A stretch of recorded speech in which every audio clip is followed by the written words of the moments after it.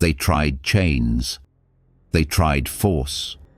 They tried keeping him away from everyone else. Nothing worked.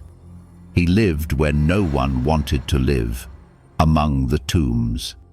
Day and night, his cries echoed through the mountains. No man could tame him. No chain could hold him.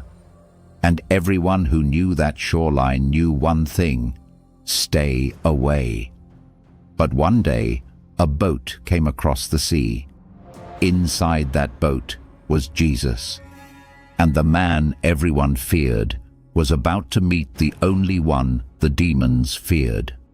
Before Jesus reached that shore, he had already shown his authority over the wind and the sea.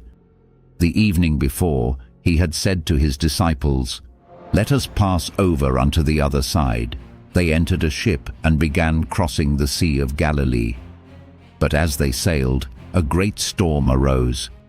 The waves beat into the ship. The wind was fierce. The boat was filling with water. The disciples, many of them experienced fishermen, were afraid. But Jesus was asleep on a pillow. They woke him and said, "Master, carest thou not that we perish?" Then Jesus arose. He rebuked the wind. He said to the sea, "Peace, be still," and the wind ceased. There was a great calm. The disciples looked at one another in fear and amazement and said, "What manner of man is this, that even the wind and the sea obey him?" They had just learned that creation obeyed his voice. But on the other side of the sea, they were about to see that darkness had to obey him too. When they came to the other side, into the country of the Gadarenes, Jesus stepped out of the ship. And immediately out of the tombs, a man with an unclean spirit met him. Matthew tells us there were 2 men possessed with demons coming out of the tombs, exceeding fierce, so that no man might pass by that way. But Mark and Luke focus our eyes on one man in particular. His condition was terrible. He did not live in a house. He lived among the tombs. The place of the dead had become his dwelling place. He wore no clothes for a long time. He was driven by the demons into the wilderness. People had tried to bind him. They had fastened him with chains and fetters, but the chains had been plucked apart. The fetters had been broken in pieces. No man could bind him anymore. No man could tame him. Day and night, in the mountains and in the tombs, he was crying out and cutting himself with stones. Everything about his life spoke of ruin, isolation, torment, violence, shame, hopelessness. The people had no answer. The chains had no power. Human strength had failed. But he was not beyond the reach of Jesus. When he saw Jesus afar off, he ran. The man who had terrified others now ran toward the Savior.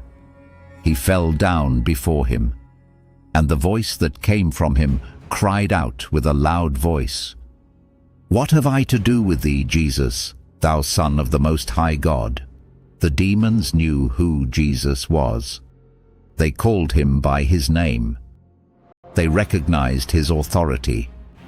They knew he was the Son of the Most High God. And they begged him. They did not command him. They begged him. For Jesus had already said unto him, "Come out of the man, thou unclean spirit." This is where the story changes.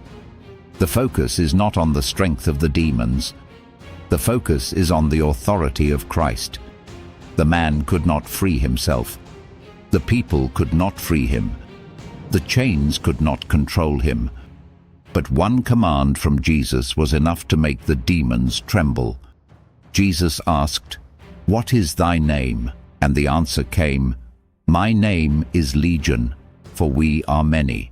A Roman legion could represent a great number. The name revealed the depth of the man's bondage. He was not facing a small struggle. He was under terrible oppression. But even a legion was not equal to Jesus. The demons begged Jesus much that he would not send them away out of the country. Luke tells us they begged him not to command them to go out into the deep. Nearby, there was a great herd of swine feeding on the mountain. The demons begged him, saying, "Send us into the swine, that we may enter into them." Jesus gave them permission, and the unclean spirits went out. They entered into the swine. Then the herd ran violently down a steep place into the sea. About 2,000 swine rushed into the water and were choked in the sea. The keepers of the swine fled. They ran into the city and into the country and told what had happened. And the people came out to see. They came to Jesus.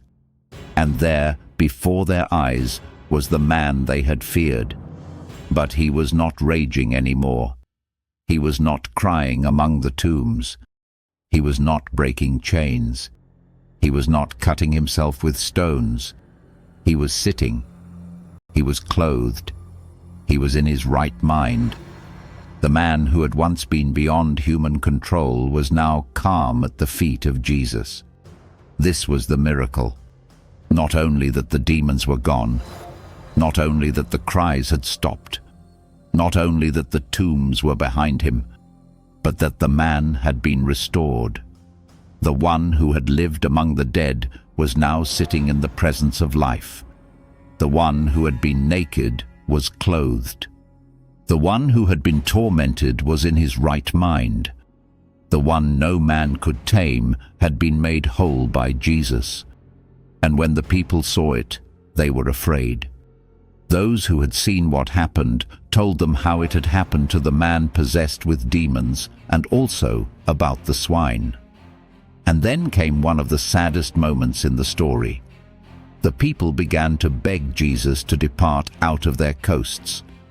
They saw the power of Jesus. They saw the restored man. They saw evidence of mercy standing right in front of them. But they asked Jesus to leave. Jesus did not force himself upon them. He entered into the ship.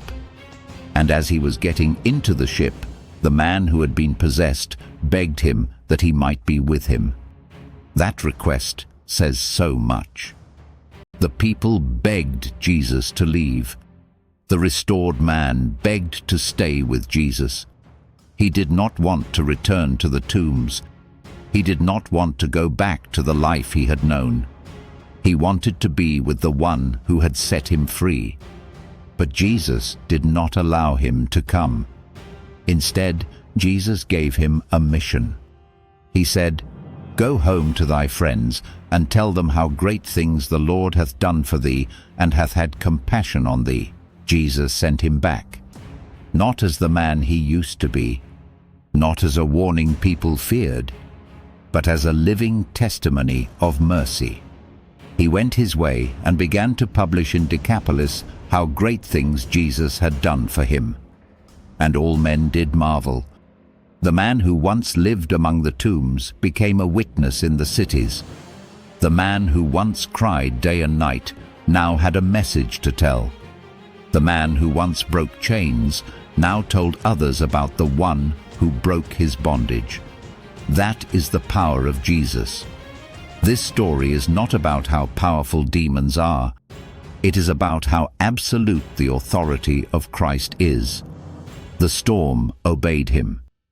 The sea obeyed him. And the demons obeyed him. The man was beyond human help. But he was never beyond the reach of Jesus. The people had given up. The chains had failed. The tombs had become his home. But when Jesus arrived, everything changed. And Jesus did not only deliver him, Jesus restored him. He gave him dignity. He gave him peace. He gave him a sound mind. He gave him a testimony. And he gave him a mission. There are still lives today that people may look at and say, nothing can change. There are still wounds too deep for human hands to heal. There are still chains that human strength cannot break. But no chain is stronger than Christ. No darkness is greater than his authority. No life is too broken for his compassion. The same Jesus who crossed the sea for one tormented man still reaches the broken today. He still restores. He still delivers. He still gives purpose. And when he sets a life free, he does not leave that life empty. He sends that person home with a testimony. Tell them how great things the Lord hath done for thee, and hath had compassion on thee. The man who once lived among the tombs became a messenger of mercy, and his story still speaks, because the Savior who met him on that shore is still the same Lord today.